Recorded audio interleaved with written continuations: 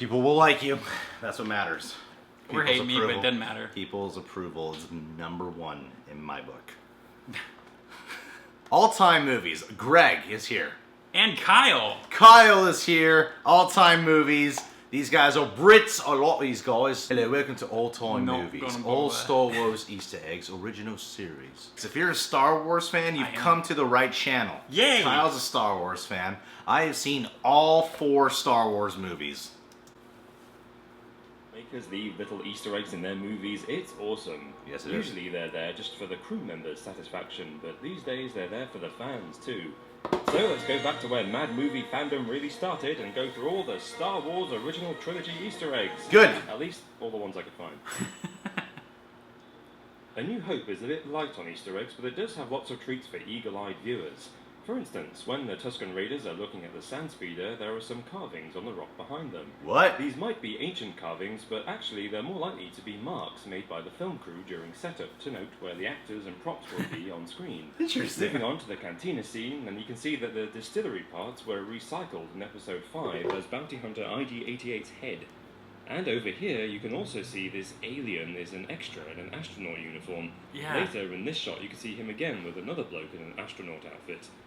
You can see the costume department just covered the United States flag on his arm. Also, out of focus in the background of this shot, you can see a red-eyed wolf alien whose name is actually Lak Sivrak. He had a couple of close-ups in the original 1977 version of the film, but George Lucas cut him out of the special edition and replaced him with Ketwal, an elephant. Here's an interesting observation for you. This is the only time a lightsaber doesn't immediately cauterize a limb that it amputates in the series. That always bothers me. It's also one of the few times we see blood in the trilogy. Luke has a bit of blood on his face after the Wampa attack, and the Wampa is enjoying some rare meat and then leaking a little red stuff himself. Zev Sineska also bleeds shortly before dying in the Battle of Hoth. I don't think there's any blood in Return of the Jedi. Also appearing for one time only is a pair of gold-plated dice in the Millennium Falcon. They just disappear for the rest of the film and the series. Still on the Millennium Falcon, and in the training droid scene, Luke's, or Anakin's, lightsaber is white for a couple of shots. In 1977 it was white for the entire scene, but George went back and fixed it for the 2011 Blu-rays, except not in every shot. At least it's not green like in the 2004 DVDs. Fast forward to the Death Star, and Luke says Chewie is being transferred from Cell Block 1138. Prisoner transfer from Cell Block 1138? A reference to George Lucas's first film, THX 1138. Oh, cool. There's another reference to it in this scene on the screen behind C-3PO and R2-D2. You can barely make it out, but it's there. Then we have this famous moment where this stormtrooper bangs his head on the door. George Lucas even added in a sound effect for it in the special edition. And of course, we have the Wilhelm scream. Sound designer Ben Burt named it after a character called Wilhelm, who screams it in 1953's The Charge at Feather River, but it's actually the voice of actor Sheb Woolley from the film Distant Drums from 1951. Now, The Empire Strikes Back has a blink-and-you'll-miss-it cameo from Ralph or Rafe McQuarrie, the man who defined the entire look of Star Wars. Cool. At the very least, he designed Chewbacca, R2-D2, C-3PO, Darth Vader, and most of the vehicles. That's why he's holding a sketch pad. Nice. That's really cool. There's also a cameo from Jeremy Bulloch, who plays Boba Fett. Not that you can hear his voice anymore in the special editions. He's the one using Leia as a human shield, because evil. And that is Rebel Officer Major Derlin, played by John Ratzenberger. His voice is dubbed in this film, otherwise you'd easily recognise the voice of Ham from Toy Story. No way! There's a THX 1138 reference. And we get 2 Wilhelm screams. In the chase through the asteroid field, all the asteroids in the background are potatoes, and this asteroid is sculpted around a tennis shoe. In the same sequence, if you pause and play through the TIE Fighter crash frame by frame, you can see the pilot fly out in flames and fall apart. That's amazing, actually. Cool. Yeah. And that extra is carrying an ice cream maker. Except his name is Wilro Hood. Not the actor's name. The character's name is Wilro Hood. He's got a backstory and everything. The ice cream maker is supposed to be a computer's memory core with details of his contacts in the Rebel Alliance. Nice. You can even get an action figure of it. Shut up. That's amazing. And is it just me, or is that Mickey Mouse? In Return of the Jedi, there's a great cameo from sound designer Ben Burt. There he is. And that sound he makes is actually him doing a great impression of Wilhelm scream, not a stock sound. I wouldn't mind being killed by Han Solo on screen. Just saying. Sorry about the mess. Speaking of the Wilhelm scream, there are a few in this film. Yeah. But you do have to listen really carefully for this one at the end from the Stormtrooper. Facts. Awful. There Yeah. is a reference to 1138 in episode 6, but you can't see it. It's written on the side of Leia's Bouche helmet, but this is the only shot I could find where you can see that side of her helmet, and frankly the light isn't good enough to actually make it out. But you can see that the A-wing that crashes into the set of the Superstar Destroyer's bridge is really a car chassis. And while they're far from deliberate Easter eggs, you can totally see Harrison Ford copping a feel and Oh, yeah. Coolidge Yeah. coming out. Sharing this knowledge with you for science! So, those are all the Star Wars original trilogy Easter eggs I could find. Which is your favourite? Please tell me in the comments and stay tuned to this channel for more movie Easter egg deliciousness. But if you can't wait, then click right here for Libby's countdown of every, that's right, every Toy Story Easter egg. She went insane making it. Well done, guys. You guys did a great job there. Yeah, that was funny. I like that the guy from Cheers and Toy Story was in it. I remember when someone pointed that out to me, I was like, what? You don't expect that? I don't know, Star Wars seems so distant from certain things. That astronaut, I saw that the first time I saw it, and like, they just got lazy apparently, huh? Like, gotta fill it with something. Yeah, it does feel very much like retro sci-fi, like old school. That's when it feels like a dated kind of effect. And- although it's kind of a cool thing, it's like maybe that's them from our Earth. You know, maybe there's a whole that's- story we could do towards those specific human beings. But they'd have to travel way far back in time because this takes place a long time ago in a galaxy far, far away. It depends how time is perceived through space travel. I'm a Star Trek fan. This little wolf thing with these glowing red eyes. I feel so bad for the costume designer who like built them only for Luke. Lucas to like. How did Lucas become the most Lucas hated like- guy involved in Star Wars? Isn't that weird? The guy who created it is the one that everyone hates. Why would he do that though? Like, it's such a small thing too. This guy clearly went out of his way to create this costume, this effect, and it looked really cool as a practical costume.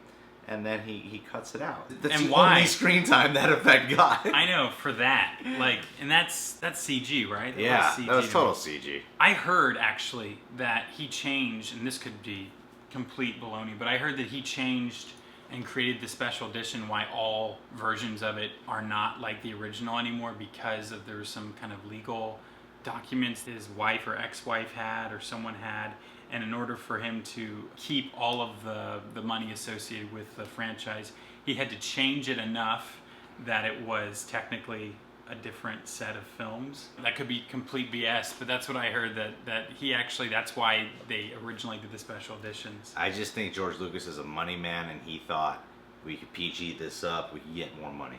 That makes perfect sense as well. Yeah, this whole like ridiculous conspiracy. The arm getting cut off in the first. I was Star like, Wars. wait, why was there blood? It should have just been like singed. It's a really disturbing shot, actually. Mm-hmm. It's like actually like a moment, excluding when Luke's tied up in the beginning of Empire Strikes Back. Yeah. And that creature's macking on the human. This, to me, is like one of the few moments in Star Wars where I actually like kind of found myself cringing a little bit. Oh, yeah. Because there is something like weirdly disturbing about that. Because it looks like an animal's arm has been cut off, you know? That's so sad. Sad when you look at it that way. It looks like an animal's arm has been sliced off by Obi-Wan Kenobi. It's so sad. I like how they pointed out all the blood from the whole trilogy. It's true. There's really not much blood. There isn't, no. And when it's there, it's kind of like it's noticeable, you know? Yeah. Like it stands out because people don't bleed in Star Wars. I would love like a really bloody Star Wars. Like one of their Game of spin-offs Thrones would be meets Star R-rated. Wars, yeah.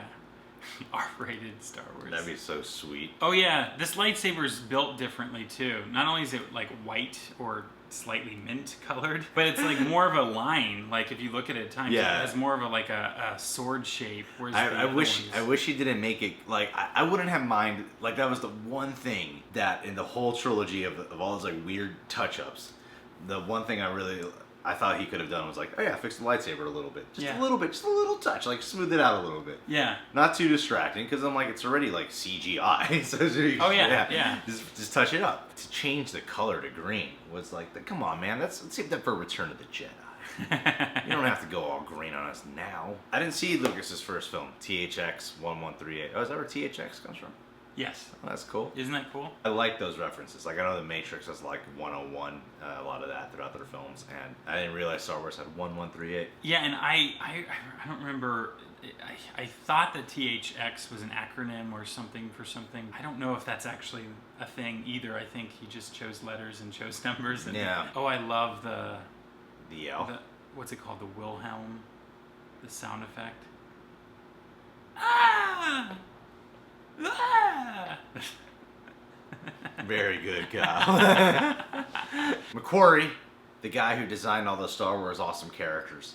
That's really cool that they gave him a cameo. I think that's really great. Yeah, including Darth Vader and like some of the ships too. Yeah, it's so cool when the crew people a lot of times these crew members are really all about being on the crew and doing their job. You know, it's like they have to be.